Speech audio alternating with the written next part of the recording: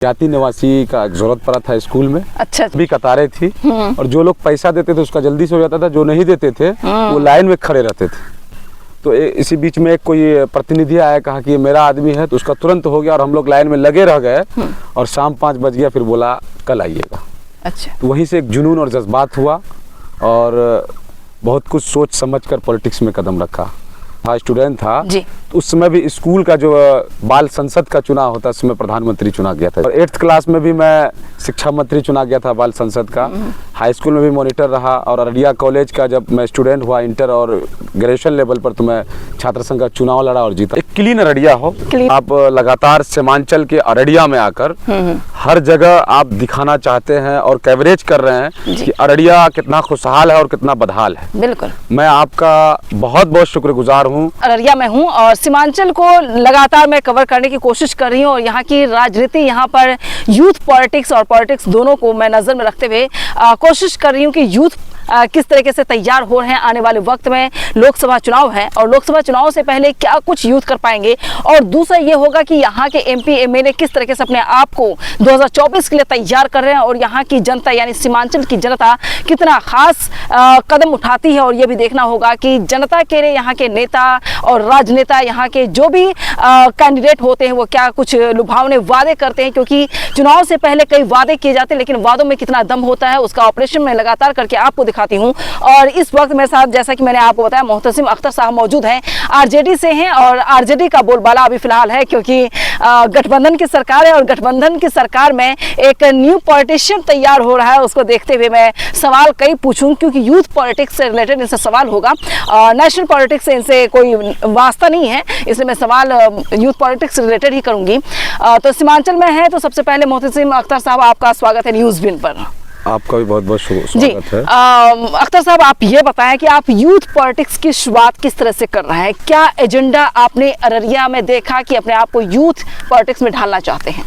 देखिए नेहा जी, मैं जब पॉलिटिक्स शुरू किया था जी तो 2014 में शुरू किया था। ठीक है, वो भी करप्शन के आधार पर। करप्शन के आधार पे, ठीक। मैं उस वक्त 8th का स्टूडेंट था और जब मैं मेरा ब्लॉक होम ब्लॉक पड़ता रानीगंज, जी जी, वहाँ पर जाति निवासी का जरूरत पड़ा था स्कूल में। अच्छा अच्छा, और बनाने गया था तो जिसमें कि वहाँ देख रहे थे काफी लंबी कतारें थी और जो लोग पैसा देते थे उसका जल्दी से हो जाता था, जो नहीं देते थे वो लाइन में खड़े रहते थे। तो उसी बीच काफी भगदड़ हुई। तो इसी बीच में एक कोई प्रतिनिधि आया, कहा कि ये मेरा आदमी है, तो उसका तुरंत हो गया और हम लोग लाइन में लगे रह गए और शाम 5 बज गया, फिर बोला कल आइएगा। अच्छा, तो वहीं से एक जुनून और जज्बात हुआ और बहुत कुछ सोच समझ कर पॉलिटिक्स में कदम रखा और अल्लाह का करम है और आप लोगों की दुआ है कि जब मैं 5 क्लास का छात्र था, स्टूडेंट था, तो उस समय भी स्कूल का जो बाल संसद का चुनाव होता है उसमें प्रधानमंत्री चुना गया था। अरे वाह, बहुत कम। और 8th क्लास में भी मैं शिक्षा मंत्री चुना गया था बाल संसद का। हाई स्कूल में भी मॉनिटर रहा और अररिया कॉलेज का जब मैं स्टूडेंट हुआ इंटर और ग्रेजुएशन लेवल पर तो मैं छात्र संघ का चुनाव लड़ा और जीता भी। और उसके बाद धीरे धीरे RJD के संगठन से जुड़ने का मौका मिला और जिला महासचिव बने। और जब 2020 का चुनाव आया उससे पूर्व 2018 में तेजस्वी जी के निर्देश पर और कारी साहब साहब जो अभी हाल ही में बिहार विधान परिषद का MLC नियुक्त हुए हैं और बिहार प्रदेश का युवा का अध्यक्ष थे, उनके द्वारा जिला प्रधान महासचिव का पद नियुक्त किया गया। और 2020 के चुनाव में अररिया रानीगंज जोकीहाट का विधानसभा प्रभारी बनाया गया था चुनाव में। चलिए, शुरुआत यानी एक निवास प्रमाण पत्र बनाने को लेकर के हुई और आप वहां पर देखिए कि अपने अधिकार को लेकर लोगों को बोलने की जरूरत है और किस प्लेटफॉर्म पर जाकर आपको हक और अधिकार की बात करनी चाहिए। तो आम जन यानी जनता से हटकर एक पॉलिटिशियन जब तैयार होता है तो उसमें कुछ ना कुछ खूबियां होती हैं। तो क्या आपके पेरेंट्स इसके लिए तैयार हैं कि आप अच्छे पॉलिटिशियन बने? खूब पंचायत के सरपंच रहे 2-2 बार। अच्छा। और वालिद साहब से भी, अब्बा से भी हम कुछ सीखते थे। जब गांव का जो नेता होता है, गांव का जो प्रतिनिधि होता है, जी। वो अपने इलाके में ही अपना काम को करते हैं। बिल्कुल। अपने दरवाजे पर, अपने जो ग्राम सभा होता है, ग्राम पंचायत होता है, उन्हीं में। तो हम जब पढ़ के आते थे स्कूल से तो अब्बा के दरवाजे पर ग्राम कचहरी चलता था, जिसमें वकील होते थे। अच्छा। और ग्राम रक्षा दल होते थे और उनके जितने पंच होते थे वो होते थे। अच्छा। और वालिद साहब के जो बॉडीगार्ड होते थे वो होते थे। उनके द्वारा एक जिस तरह से कोर्ट में जजमेंट होता था उसी तरह से मेरे दरवाजे पे भी होता था। जी। हम उनसे भी थोड़ा सा भावुक होकर सीखने का प्रयास कर रहे थे। तो धीरे धीरे जब प्रयास कर आगे बढ़ने लगे तो वालिद को होता है ना, पैर पकड़ कर खींचने वाले गार्जियन को बहकाने लगते हैं, तो वालिद साहब को बहुत लोग मतलब कान भरने लगे, लेकिन हम इस चीज़ को टले नहीं, अपने सीधे रास्ते पर चलते रहे। तो आने वाले टाइम में आपका क्या टारगेट है, क्या अररिया के लिए क्या करना चाहते हैं आप? एक क्लीन अररिया हो, क्लीन अररिया हो। और अररिया में क्या कमियां हैं जो आज अररिया में आपको बता दूं जी कि आप लगातार सीमांचल के अररिया में आकर हर जगह आप दिखाना चाहते हैं और कवरेज कर रहे हैं जी। कि अररिया कितना खुशहाल है और कितना बदहाल है। बिल्कुल। मैं आपका बहुत बहुत शुक्रगुजार हूं। और आप 2-3 दिन पहले रेलवे स्टेशन का रोड देखा, जी इससे पहले आप हॉस्पिटल को जाकर देख लीजिए। जी अररिया के कई कॉलेज है, अररिया जिला मुख्यालय मात्र एक सरकारी कॉलेज अररिया कॉलेज है, आप उनकी स्थिति को जाकर देख लीजिए। एफिलेटेड कॉलेज, पीपुल्स कॉलेज है, मिलिया कॉलेज है, महिला कॉलेज है, आप उनकी स्थिति को जाकर देख लीजिए। अररिया बिल्कुल चरमराया हुआ स्थिति है। यहाँ पर जो भी प्रतिनिधि बनते हैं, चाहे वो पंचायती राज का प्रतिनिधि हो या फिर जिला परिषद हो या विधायक हो या MP हो, वो सिर्फ अपना रोटी सेकने के लिए बनते। मैं पार्टी में हूँ, मुझे ये बात पता है कि पार्टी संगठन और जिस पार्टी का सरकार में हूँ, मुझे बोलना बिल्कुल नहीं है, नहीं था, लेकिन मैं बोल रहा हूँ इसलिए कि ये मेरा अधिकार और हक है, और जिस अररिया का बेटा हूँ ये मेरी जिम्मेदारी बनता है बोलने। बिल्कुल आपकी जिम्मेदारी बनती है। तो कमियां आपने गिनाई कि क्या कुछ कमियां हैं, लेकिन क्या चुनाव फाइट करने का इरादा है आपको? MLA, विधायक, मुखिया कुछ बनने का इरादा है आपका? भविष्य में सोचूंगा, भविष्य की बात है ये। जनताओं का प्यार अगर मिलेगा। हाँ। और मैं तो सबसे पहले अब्बा का पॉलिटिक्स को देखा और अब्बा के साथ पॉलिटिक्स भी किया पंचायत में। जी वहाँ के लोगों का जो प्यार मिलेगा, धीरे धीरे विधानसभा क्षेत्र में लोगों का जो प्यार मिलेगा, जी। भविष्य में सोचूंगा, फिर आप लोगों का सपोर्ट रहेगा तो फिर होगा। तो अगर आप मुखिया बनते हैं, शुरुआत जैसे छोटे छोटे स्टेप से ही किया जाता है, पॉलिटिक्स में एंट्री आपको चाहिए, मुखिया है, MP है, MLA जिस तरीके से बनते हैं, तो क्या बनकर तैयार होना चाहते हैं और ग्राउंड रिपोर्ट पे आप क्या काम कर रहे हैं? मैं सबसे पहले जिला परिषद का पद से शुरू करूंगा। अगर मैं पॉलिटिक्स में फाइट किया, जी राजनीति में चुनाव लड़ने का प्रयास किया, तो मैं सबसे पहले जिला परिषद का चुनाव लड़ूंगा। क्योंकि मुखिया और सरपंच जो होते हैं ना, तो गांव में वो हम अपने अध्ययन किया है कि हमारे गांव में, हमारे पंचायत में जो मुखिया बनते हैं एक बार से दोबारा नहीं बनते। ऐसा क्यों? ऐसा इसलिए होता है कि वो 5 साल में जो आते हैं ना, वो बिल्कुल ठेकेदार के नियत से आते हैं। अच्छा। मुझे काम करना है 5 साल और अच्छे से कमा लेना है और दोबारा नहीं बनना है मुझे। और दोबारा जनता वोट भी नहीं देता है उनको, एक बार से दोबारा मौका नहीं मिलता। बिल्कुल। और काम करे या ना करे, कितनों बेहतर काम कर ले, जनता एक बार से दोबारा पंचायत में मुखिया और सरपंच नहीं बना, मौका नहीं देती नहीं है। देता। तो आपको पहले जिला परिषद से शुरू करना है आपको पॉलिटिक्स। और किस पार्टी से आप करना चाहते हैं? फिलहाल तो आप RJD में हैं। बिहार में तो पार्टी लेवल पर चुनाव होती नहीं है, अगर पार्टी लेवल पे होती हाँ। तो जिस पार्टी में उस पार्टी से चुनाव लड़ेंगे, लेकिन अभी हम लोग का जो बिना पार्टी का होता और चुनाव आयोग का जो सिंबल होता है, उस सिंबल से लड़ेंगे। क्या भविष्य में कभी भी आप दल बदल करेंगे? ये देखेंगे, अभी इसलिए नहीं बोलेंगे कि RJD जो ये हिमायत की पार्टी है और बिहार के अकलियत, वंचित, मुसलमान, गरीब, दलित, इनके हिमायत के लिए RJD और उनके साथ जितने अलायंस पार्टी है हमें अच्छा पसंद पड़ता है, इसलिए मैं RJD में हूँ। RJD ने क्या योगदान दिया है अररिया को? बिहार की बात नहीं करूंगी, अररिया की बात कर लेती। जी अररिया में मरहूम तस्लीमुद्दीन साहब जब अररिया के जोकीहाट विधानसभा से चुनाव लड़े और जोकीहाट की धरती से पैदा होकर हिंदुस्तान के home minister, state home minister बने जी। और वैसे सरजमीन से RJD अररिया के तस्लीमुद्दीन को अगर मौका दिया है तो हम समझते हैं कि ये अररिया के लिए बहुत ही भाग्यशाली की बात है। अब तक आपकी नज़र में अररिया के अंदर सबसे बेस्ट पॉलिटिशियन कौन सा रहा जो ईमानदारी से काम किया हो? मरहूम तस्लीमुद्दीन साहब का तुलना कोई नहीं कर सकता है। कोई नहीं कर सकता? नहीं। मरहूम तस्लीमुद्दीन साहब के अंदर ये खूबी थे, हिंदू, मुस्लिम, सिख, ईसाई, गरीब, दलित, अकलियत सबको लेकर चलने वाले थे वो। एक कह सकते हैं कि वो वाकई पॉलिटिशियन थे। हाँ, पॉलिटिशियन वो अपने जिंदगी में सीख कर तजुर्बा ले लिया। और उनके जो पुत्र हैं, 2 पुत्र अभी पॉलिटिक्स में है, वो भी प्रयास कर रहे हैं। मैं किसी का खिलाफ और किसी का शिकायत नहीं बोलूंगा। जी जी जी। और सबका ये है कि अपना अपना मेहनत करेंगे, आगे बढ़ेंगे। बिल्कुल, बिल्कुल। बड़े बेटे जनाब सरफराज आलम साहब जो बिहार के मंत्री भी रहे, 4 बार विधायक भी रहे जोकीहाट के, अररिया के सांसद भी रहे उनके वालिद के गुजर जाने के बाद। और उनके छोटे बेटे 2 बार विधायक रहे जोकीहाट से, अभी बिहार सरकार में आपदा प्रबंधन मंत्री है। अपने अपने क्षेत्र में सब काम कर रहे हैं, बेहतर कर रहे हैं। बेहतर कर रहे हैं। और आपके एमपी एमएलए का क्या योगदान रहा अररिया को? हमारा तो एमपी है अभी नहीं। क्यों?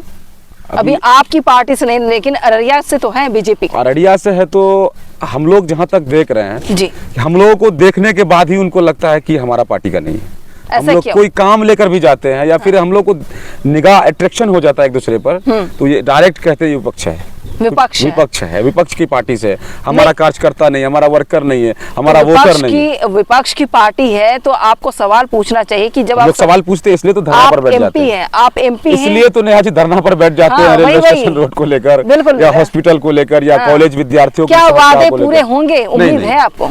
प्रदीप सिंह अररिया के एमएलए भी रहे हैं। प्रदीप सिंह अररिया के एक बार 9 से 14 सांसद भी रहे हैं। प्रदीप सिंह अभी भी वर्तमान में सांसद है। हमें नहीं लग रहा कि विकास हुआ है अररिया में, जो दिखना चाहिए विकास वो नहीं दिख रहा। आप बगल में पूर्णिया देख लीजिए, कितना खूबसूरत सा शहर लग रहा है। भागलपुर देख लीजिए, कितना खूबसूरत सा शहर है। और ये फलेश्वरनाथ रेणु का धरती है और धरती है, बिल्कुल बिल्कुल, उसको ये लोग नहीं समझ पा रहा। ऐसा प्रताप का धरती, उसको ये लोग समझ नहीं पा रहा। ये लोग सिर्फ 5 साल के टर्म में अपना रोटी सेकने के लिए आते हैं, अपना वर्कर को, अपना क्या ये एमपी एमएलए कॉन्ट्रैक्ट बेस्ड है? बिल्कुल कॉन्ट्रैक्ट बेस्ड है कि ठेकेदारी पे 5 साल चलवाओ। ठेकेदारी ही है उनका। हम बोले ना, चाहे वो मुखिया हो जाए या सांसद, अररिया का पॉलिटिक्स हम यही देखे हैं कि ठेकेदारी है। 5 साल मुझे कमा लेना है, फिर आगे सोचना है। अगर जीत जाएंगे तो ठीक है, नहीं तो जो कमा के रखे उसी पे। फिर वो एमपी एमएलए भी ठेकेदारी करना शुरू कर देते हैं हारने के बाद या जीतने के बाद। अच्छा, अपना लाइसेंस बनाकर ठेकेदारी करते हैं। तो लगातार अभी आप आरजेडी में ही रहेंगे? मैं 2014 से आरजेडी में हूँ, अभी भी आरजेडी में हूँ। आप बार-बार ये इसलिए पूछ रहे हैं कि मैं पूछ रही हूँ नहीं, मैं इसलिए पूछ रही हूँ क्योंकि जब लोग नेता बनते हैं तो उनका कोई वजूद नहीं रह जाता है, कभी इधर चले कभी उधर चले। एक अच्छा पॉलिटिशियन बनने के लिए आपको एक ही पार्टी में होना चाहिए। जिस समाज का बेटा हूँ जी, उसके लिए आपको काम करना चाहिए। उसके लिए काम करूंगा। समाज का जो निर्णय होगा, मेरा जो गार्जियनों का निर्णय होगा, जो दोस्तों का निर्णय होगा, जो मेरा सलाहकारों का निर्णय होगा, मैं उस पर फैसला लूंगा। ये फैसला मैं नहीं ले सकता। ये फैसला नहीं ले सकते आप। चलिए, क्या संदेश देना चाहेंगे अररिया वासियों को? अररिया वासियों को ये संदेश देना चाहेंगे, 2024 में लोकसभा चुनाव है जी। आपने 2019 में लोकसभा चुनाव देखा किस तरह से चुनाव हुआ, 2020 का विधानसभा चुनाव देखा किस तरह से चुनाव हुआ। हम यही संदेश देना चाहेंगे तमाम जनताओं को, चाहे वो जिस जाति के हो, जिस धर्म के हो, जिस तबके के हो, आप निष्पक्ष होकर वोट दीजिए, विकास के नाम पर वोट दीजिए। अररिया को एक नया अररिया के आयाम देने के लिए, अररिया को एक नया अररिया बनाने के लिए आप वोट कीजिए। एक एक वोट, जितना एक चप्पल सीने वाले, जूता सीने वाले का वोट का अधिकार होता, उतना एक अंबानी के बेटे का वोट का अधिकार होता है। आप अपने वोट का अधिकार को समझिए और वोट आप तभी दें, जिस नेता को आप वोट देंगे उस नेता से अपना एजेंडा को, अपना मैनिफेस्टो को आप पहले पूछें कि आपको मैं वोट दूंगा, आप मेरा ये काम करेंगे या नहीं करेंगे। क्योंकि नेता वादाओं पर वादा करते हैं, भाषण देते हैं, स्पीच देते हैं और कई तरह के वादाएं गिना देते हैं, और जब चुनाव होती है तो दरवाजे पर बैठने के लिए कुर्सी भी नहीं मिलता है, नहीं बैठने को दिया जाता नहीं दिया जाता है, कुर्सी तक नहीं मिलता है कि आप मेरा जनता है, बैठिए, मैं आपको क्या समस्या लेकर आया मेरे क्षेत्र से, आप मेरा जनता। चुनाव के समय जनता मालिक बोलते हैं और जब चुनाव जीत जाते हैं तो पहचानने से इनकार कर देते हैं। मजदूर हो जाते हैं। मजदूर ने बिल्कुल पहचानने से इनकार करते हैं। मजदूर तो मजदूरी करके आएगा, 500 रुपए जरूर मिल जाएगा, लेकिन उसको उस पे भी नहीं पहचानते।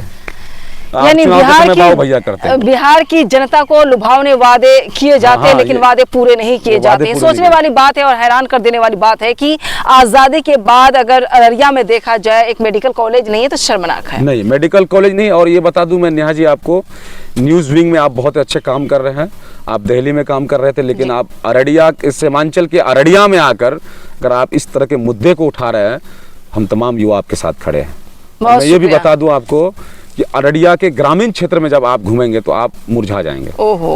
इसलिए मुरझा जाएंगे कि आपको जो उप स्वास्थ्य केंद्र होता है जी जी, पंचायत में, ब्लॉक में, उसकी स्थिति आप ऐसे देखेंगे कि कोई तरह की स्थिति है। ना डॉक्टर होते हैं, ना नर्स होते हैं, ना रूम नहीं, का गेट डॉक्टर नजर आता एसआर है। झा साहब से मेरा इंटरव्यू हुआ जी, है, जी। उन्होंने साफ कहा कि मैं 1974 में यहाँ आया था। जी। उस वक्त जो परेशानियां थी, उस वक्त भी 1974 में आने के बाद मैंने देखा बहुत सारी चीजें बदली हैं पहले से। 1990 मैंने कलेक्टर साहब को ये कहा कि सर कम से कम एक मेडिकल कॉलेज बना दें, तो आज तक डॉक्टर एसआर झा का वादा किया हुआ हर चुनाव में पूरा नहीं हो पाया। ये हर चुनाव में आता है ये सवाल, नहीं लेकिन तो क्या पूरा नहीं होता। जब जो भी प्रतिनिधि जीतने के लिए वादे करते, झूठे वादे करते हैं, तो जनता की जिम्मेदारी बनती है कि आप उन पर भी सवाल उठाएं। तो नहीं जनता होता है तो 2024 में नकेल कसने के लिए तैयार है। हाँ, नकेल कसने के लिए तैयार, लेकिन उस पर कार्रवाई भी होनी चाहिए। वही एक जनता कार्रवाई की होगा। जिम्मेदारी बनती और है। एक एक हम वोट तमाम बहुत जनताओं से कीमती है। अपील करेंगे कि आप एक एक वोट को समझकर सोचकर, क्योंकि आप जो 2004 में, 9 में, 14 में जो वोट दिया जी, उसको आपने बेकार कर दिया। अब जो वोट कर रहे हैं, आप शिक्षित होकर वोट दें। आपके हर घर में अभी 2, 4, 5 बच्चे होते हैं, वो कोई ना कोई जरूर पढ़े लिखे होते हैं। पहले का जो दौर था वो शिक्षित नहीं था। और नहीं, चलिए आपने इतना बोला तो मैं आरजेडी से भी अब सवाल पूछ लेती हूँ। लालू यादव कितने टाइम तक रहे मुख्यमंत्री? रहे 15 साल रहे। 15 साल में साल। वाइफ हस्बैंड दोनों मिलकर दोनों रहे। मिक्स होकर राबड़ी के रहे। देवी जी और लालू जी। उन्होंने क्या योगदान दिया है अररिया को और बिहार को? अररिया को देखिए, क्या मिला? अररिया देखिए, हम इसलिए नहीं बता पाएंगे कि हम 2014 से आरजेडी को जानते हैं और 2014 से राजनीति को शुरू किया है। ठीक। उससे पूर्व जब लालू जी मुख्यमंत्री थे या फिर जो राबड़ी जी मुख्यमंत्री थे, हम अपने पेरेंट्स से, अपने समाज से सुनते हैं कि लालू जी के रीजन में, लालू जी के दौर में एक शांति था। शांति थी। हाँ, लालू जी के दौर में उस वक्त भी भागलपुर दंगा हुआ था, मैंने सुना। भागलपुर दंगा हुआ होगा, हम जी। उस पर नहीं जाना चाहेंगे और जी, जी। उसकी जानकारी भी मुझे नहीं है। इसलिए नहीं है कि हम उस दौर में शायद बच्चे थे, चलिए कोई बात नहीं है। बहुत छोटे थे। यूथ पॉलिटिक्स से रिलेटेड मैंने कई सवाल पूछे आपसे, और मैंने यही का सवाल पूछा अररिया से रिलेटेड ही, जो भी समस्या है, जो भी परेशानियां हैं। और मैं उम्मीद करती हूँ कम से कम बिहार की जनता के लिए कि अब आने वाले वक्त में एक सौगात मिल सके, इन लोगों को खुशियां दे सके, एक बिहार सरकार द्वारा तोहफा दे सके। टीचर हैं या प्रोफेसर बनना चाहते हैं या मेडिकल कॉलेज नहीं है, वो सारी चीजें होनी चाहिए।